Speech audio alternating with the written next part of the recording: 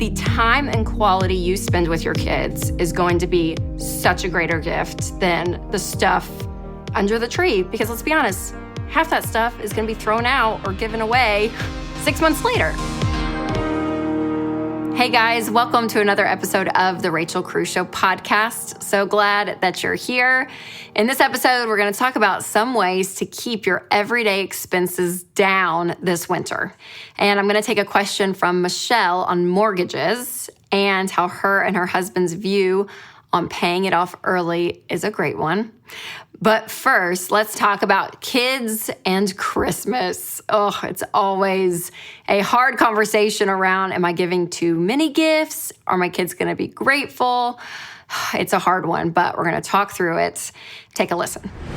When it comes to kids and Christmas, it's always a touchy conversation. Yep. So Thanksgiving is over. Christmas is upon us. And whenever it comes to Christmas, I just feel like there are thousands of messages yelling at us of like, get more plastic crap for your kids, keep buying more stuff they don't need, all this stuff. And then your favorite stores send you the magazines, Target, Amazon, and your kids are like, what? I didn't know this existed. Oh my gosh, I need this, I want this. And you're like, oh my God, there's just stuff everywhere. And then as a parent, you feel the pressure to be like, yeah, I got to have a lot of gifts for my kids, not just for that picture that I take and post on Instagram, like beautiful Christmas morning, and it's like covered with stuff. But also you're afraid, oh my gosh, are my kids going to like it? I want my kids to be happy on Christmas morning. I want them to have a better Christmas than I had growing up. You know, we have all these messages and it's like this tug of war when it comes to Christmas and our kids. And I'm not the expert, I'll be honest. It's something that I still struggle with because if you have the budget to be able to do it, sure. But even if you have the budget to do it, should you do it? How much should you buy? What do you do? And no, we do have a tight budget and the Christmas is not going to be big or my kids can be disappointed, right? It's just this whole conversation. And so what I would say ahead of time is talk to your kids. Number one, talk to your kids. If maybe you guys are getting out of debt as a family, maybe you are saving up for your emergency fund and this Christmas is going to look a little bit smaller than the last couple Christmases because the other Christmases, you just charged everything on credit cards, you didn't track your spending, you were just like normal. And maybe now you're like, no, we're actually trying to get our money under control. We actually don't want to live paycheck to paycheck. We actually don't want to go into debt for Christmas. And you're pulling back the reins. Talk to your kids. Set the expectation. Just talk about it. And again, it doesn't have to be like, Santa's quarantining from our house this Christmas, kids, and he's not going to be coming. No, just say, hey guys, listen, this Christmas may look a little bit different, and that's going to be okay because we're going to go do X, Y, and Z thing for free as a family, right? Like there's things you can replace in these experiences around Christmas that don't have to just be gifts under the tree. And then for all of you that say, yeah, we've done baby steps 1 through 3, like we actually have the margin to go and buy stuff, but you know, how much do we buy? What do we do? How do we keep our kids not entitled? And it's all of that conversation happening. And it's like, yeah, what do you do? I mean, there's a little bit of me that's like, I don't know. I don't know. What do you do? Because I feel like, man, my kids, they want me. Like they want Winston. And that is what I find time and time again. When you look back as a kid, sure, there may be 1 or 2 gifts that you got that stand out, right? Like we got a puppy one year that my parents bought us in a box with like the bow and all the, right? It was the whole Christmas morning thing. We're like, a puppy. We're all like, we're so excited. We have all these pictures of these like big 90s sweatshirts and our glasses with this puppy. So all that to say, are there some things that you look back, you're like, yeah, I got my new bike or I got a puppy. Sure. But honestly, a lot of your memories from childhood are experiences, are things you did as a family or traditions, all of that. So spending, T-I-M-E, it is a gift, you guys. And I don't want to sound cheesy, like a Christmas greeting card or something, but honestly, the time and quality you spend with your kids is going to be such a greater gift than the stuff under the tree. Because let's be honest, half that stuff is going to be thrown out or given away 6 months later. So I just don't want you as parents to stress about this. I don't want you going into debt for it. I don't want you to feel like you're having to meet this standard of what how many gifts your kids should have or how much money you should spend. Like, take all that away and just say, okay, what are things that we can do and instill in our kids that isn't plastic and just under the tree? So those experiences, those traditions, I'm telling you, they're timeless. Those are the things that your kids are going to remember. And it's something I'm telling myself, you guys. I'm telling myself because the character and who your kids are, how as parents you guide and instruct your kids. Meg Meeker always said that you're not just trying to raise good kids, you're trying to raise kids to be good adults. And I love that. So like, what's the adult version that you want? And those are the things we have to instill in our kids. And even times of the year like this that we're just told, spend. Brace back. It's not bad to have a big Christmas. I'm not saying that. But just watch your motivation. Watch why you're doing what you're doing. And I think a lot of it kind of fixes itself. So I want to know from you guys, what are you doing? What are you doing to keep your kids not entitled, to keep them grateful, to set a standard for your family that's not what the world says you have to do, but what's best for you and your family? So comment below, because parenting's hard, you guys. And these things, I'm like, I don't want to ruin my kids, but yeah, I want to enjoy stuff with them. I want to do all of it, but it's like this tug of war in a parent's heart. But I think having the right motivation is so, so important. So I hope it helps. All right, we love saving money around here, and especially those of you in baby steps 1 through 3. So either you're saving up for your emergency fund, you're paying off debt, or you're saving up for your fully funded emergency fund. There are so many great ways for you to save money and some very tactical ways. When it comes to winter, there are some ways to keep your expenses, including your bills, low. All right, Christmas is coming. Winter is here. Winter equals Christmas, and it's so great. It's so great. But winter also means that your expenses can hit hard in your budget. So we have 14 tips to help you keep those expenses down. And again, remember, when you are paying off debt and you're saving up for that emergency fund, any amount of money that you can scrape together to get you through those baby steps faster, that is the key. And hopefully these 14 tips will help you. All right, number 1, turn off the heat. Yep. Okay, I don't want your family freezing. No. But this is, if you're not home, just turn it down. Even at night, turn it down. These little adjustments means more money back in your pocket. Number 2, pick the cheapest and easiest item on the potluck sign-up sheet. I have been in many potlucks in my day through all the holidays, and people need help with everything, whether it's paper plates and napkins, apple cider, up to big stuff like meat or sides. So listen, if you are on a tight budget and you still want to participate, that's great. Just pick the things that are less expensive. So pace yourself. Just think of, maybe the apple cider or the napkins, things like that, again, you need for the party, but it's not the most expensive thing. Again, money back in your bank account. Number 3, turn off the lights and TV. This is helpful all year round, but I'll just be honest, it's one I'm terrible at. I'm the worst. I'm the worst. I leave a room, the lights are on. I'm like, I grew up, my mom was always like, turn off the lights. It's just part of me. It's in my genetics. I keep lights on. But what that means is I always know your bills are going to be higher. So listen, when you can think about it and get in the rhythm of turning off lights, turning off the TV, it is going to save you money, I promise. Number 4, check your water heater settings. So this is interesting. Most water heaters come at a factory setting at 140 degrees. But really, what you need, most households just need 120 degrees. This little setting on a dial can save you close to $400 a year. You're welcome. Number 5, don't run your appliances unless they are full. So this includes dishwashers. This includes doing your laundry. Wait till everything's full and then run it. Again, save you money. Number 6, check your life insurance policy.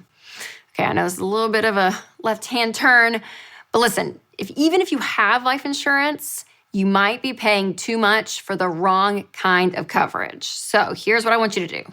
I want you to get a term life insurance policy And I want you to get the best rate possible. So you want to check out Xander Insurance because they make it super easy. You plug in your info online and Xander will shop around for you and find the best rate and coverage for your family.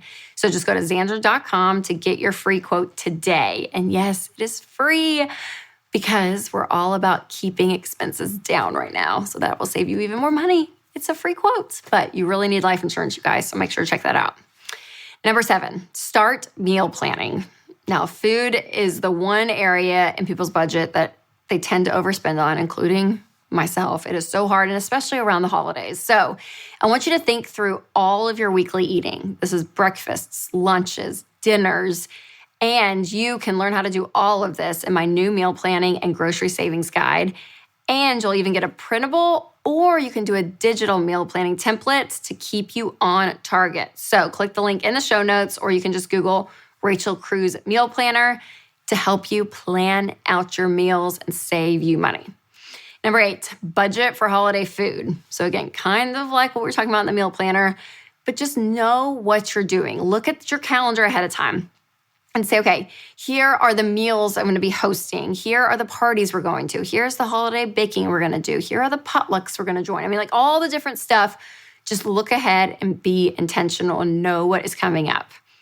Number 9, create a Christmas budget. So this is really important because during Christmas, you are spending money on a lot of things. So whether it's parties or gifts or food or experiences, it just feels like we spend so much money. So what you have to do is just be prepared. And when it comes to a Christmas budget, I have a video on this. I'll put the link again in the show notes to walk you through specifically how to create this. But I don't want you going into credit card debt. I don't want you overspending. I want you to be in control this Christmas, to be able to spend what you have so you can enjoy it. And the January you will be so thankful for the December you. Number 10, track your Christmas spending as you go. So it's one thing to create the budgets, but you actually got to do something with it, which means you got to track what is going on. And EveryDollar is our budgeting app. It's amazing, and it helps you track and be able to see what you have in each category. So this is very helpful. You can do this with pen and paper, whatever it is, but just know when you put the work in and you know actually how much is in each category, you're able to stick to the budget. Number 11, rein in other spending. So look at the budget and say, okay, what are areas that we can cut back? Maybe the last 4 months you overspent in certain areas, or you think, we could probably cut back here or there, and do it. It's amazing. When you are intentional and you live on a budget, I promise you're going to feel like you got a raise. Number 12, give fewer gifts. Like I kind of sound like the Grinch. But listen, again, especially those of you in baby steps 1 through 3, you got a tight budget, and that's okay. And so you're going to have to be able to say, okay, here are the gifts we're going to give. Here are the people we're going to give to, and just know ahead of time because there's going to be 18 different things, whether it's Secret Santa parties at work, or maybe your third cousin wants a Christmas gift and they're just having a baby and they want a baby gift. And it's just like, oh my gosh, there's just so much pulling at you. So maybe you just say, hey, this Christmas, it's not going to be every Christmas for the rest of your life. Maybe this Christmas we just rein back and we just give X. And it's going to be okay. It's going to be okay. Number 13, go in on a group gift. I love this one because there might be a really nice, more expensive gift that you want to give. Maybe it's your parents or, a good friend. And you can go in with other people or siblings and say, hey, let's get this big gift. But you only got to pay a fraction for it, and you still get the joy of giving it. Number 14, reevaluate old traditions and make new budget-friendly traditions. So look back and say, okay, what are things that we've done in the past, but they just cost a whole lot of money? Maybe you just press pause on those for this Christmas while you're getting out of debt or you're building up that emergency fund. And then later on, you can press play and say, great, we'll go back to those. But just create some new rhythms in your life that don't cost a lot of money during this season. All right, there you go, you guys. 14 ways to help keep expenses down. I hope this is helpful because, again, overspending can happen so quickly, and especially this time of year. And while it's fun and it's exciting, I just want you to be wise about it and really think through what you're doing. Now it's time for Ask Rachel. So this is where I get to bring one of you here on the show. So I'm so excited to have Michelle on with me today. Hey, Michelle, how are you? Hi, Rachel. How are you? I'm good. Good. Okay, where are you calling from? I am in Anger, North Carolina, which is near Raleigh. That's a good spot. That's a good part of the country over in there. That's so great. Okay, so first, I'm just curious from you, where are you at just in your money journey? So my husband and I are debt-free, except for our house. Awesome. Yeah, we're just trying to save up for a garage and all that exciting stuff. So great. Do you guys have kids? We have one child. He's 10 months old tomorrow. Tomorrow. So sweet. Oh my goodness. That's a good age right there. That's a fun age. Okay, so you guys, I guess, are you on baby steps 4, 5, and 6 then? Yes. Awesome. So fully funded emergency fund, no debts, and yeah, you're doing it. That's so great. So what's your question? So I hear on the Dave Ramsey show and on your show that never buy a house that is more than 25% of your income for the mortgage. Our house is about 7% of our income. Should we pay 25% or pay the 7% and then say after we buy our garage, really just pile on the payments? Yeah. Okay. That's a great question. So it's about 7% of your take-home pay. So with your income, 7% of your income goes to the mortgage, which yes. So we say up to 25%. So that's the max. So it's 25% or below. Do you feel like you have a lot of extra income at the end of the month just based on your expenses being somewhat lower than that 25%? Some months, yes. Okay. In the summer months, not so much. I'm currently in school to become an educator, and I'm using the GI Bill. I don't get paid while I'm not in school. So in the summer, we're a little tighter. And this last summer, we got a little nervous, and my husband's like, hey, let's just pay just above the minimum. And if we have anything extra, we'll throw at it. Yeah. That's great. So when it comes to the mortgage, one piece of advice we always give is, for instance, as an example, if you have a 30-year versus a 15 and you can't refinance for some reason, we say, well, then just pay on the 30 like it's a 15, but actually make it auto draft, right? That you are consistently paying on it. Because I think what happens is we think, oh, well, if it's a 30-year mortgage, then we'll pay like it's a 15, but then life starts happening, right? And money, that doesn't always happen. So I'm saying all that, say that's the same mindset with you guys, that if you said, yeah, we want to pay more on the mortgage, that auto draft, it makes it very easy because you have to work around it. Basically, it's kind of like a black and white, like, yeah, it's going to be coming out. Are you hesitant about it? Are you wanting to bump it up to 25%? Like, yes. Yeah, so you are. I want to bump it up because then I know by 2033, I think it's January, we would be paid off. Yeah. But my husband's like, well, what if we want to build a back patio or pour concrete or just like, put money into the equity of the house? Sure. And then in the summer months, it's so tight. So I guess we kind of go back and forth. So your lowest month, let me ask you this, your lowest month during the summer, what percentage would your mortgage be? Normally it's 7%. What would it be in your lowest month? 7% because I base the budget off of our lowest income. Oh, so it's 7% the lowest. Okay, so then what is it on a regular? Like 4%? Yes. Yeah, girl, Michelle, pump that thing up. Because you have the margin, is what I'm saying, is that you don't have to go all the way to 25%. If that makes him uncomfortable, say, okay, let's just go to at least 15%. You could at least double it, create a lot of ground. And if you guys want to save up for something, then save up for it on the side. But I mean, if that 25%, if you've done the math and you know that's the fastest you can get out of debt, which I think you could even get out of debt faster than that. But that 25%, I would make it as diligent as possible to do that every single month. And maybe to make him comfortable and to meet in the middle, maybe bump it up, double it. So go to 15%. And then live in that budget and you'll start to see that's your new normal. And again, with the margin you guys have, you're going to be able to say, okay, we could even throw even more at the mortgage. But you are on baby steps 4, 5, and 6, which is where we always say that's where you can kind of take your foot off the pedal, right? 1, 2, and 3. I mean, it is just like game on, like you're just going. But this is the time, you're right, that if you want to build a deck, that's when you get to, because you're on baby steps 4, 5, and 6. You get to do other things. That baby step 6 of paying off the mortgage early, it is a goal, but it's not one that you have to be like crazy about. But I would say 15% of your income is not being crazy. So if I were you guys, I would bump it up a little bit where he feels good, you feel good. And again, maybe it's that 15%. And then being diligent to say, let's try to pay it as if it's 25% of our take-home pay. So you'll pay a little bit more, but it won't be that automatic.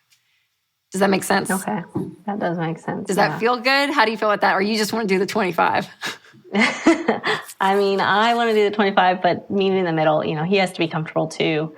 And we keep telling ourselves, when I graduate and get my job as an elementary education teacher, we'll just live how we're living and put my entire paycheck on the house. That's exactly right. So I'm excited for that. Yeah. And you know what? People that we talk to so many times, on average, we're finding it's that the mortgage is paid off in 7 to 8 years. And for you guys, like you said, you're going to have a whole other salary to help pay off that mortgage. And that's what we find is once you are debt-free, you start to see as life happens, people transition jobs, they get raises, they get promotions, they add in an extra income. I mean, life starts to happen, which usually is an increase, is what we find with many people. So hopefully that's the story for you guys, and you can pay it off even faster than that date you had set out, which I think you guys can. So I hope that helps, Michelle. Thank you so much for the question. Thanks for having me. It was a pleasure being on your show. I watch you all the time. Oh, so great. Well, thanks.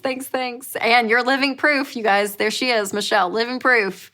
Baby steps 4, 5, and 6 can happen. And I love the thing about money and this whole plan is that, yes, there is black and white baby steps of like, you do this, this, and this. But then within that, you get to create an environment that you want in your household. And it's like, yeah, okay, we don't want any more than 25% of our take-home pay going to our mortgage. But if we have the margin and the ability to pay it off even faster, what it does in the momentum and getting that mortgage paid off, I mean, it's an incredible thing, but you get to decide that percentage. And that's the great thing, is it's your life. And that's why we always say on the show to take control of your money and create a life you love, because I truly believe that. Now, if you guys have a question and you want to be a guest on the show, you can ask your question on any of my social media channels. So YouTube, Facebook, Twitter, Instagram, anywhere, just ask a question and our team will contact you. So well, I want to thank Michelle so much for coming on the show, because it's such a great question and I loved talking through it with her. And you guys, thank you so much for listening. I hope this episode helped you when it comes to your money. And if you have not hit that subscribe button, make sure to do it for the Rachel Cruze Show podcast. And if the Spirit leads, you can leave a review. As always, make sure to take control of your money and create a life you love.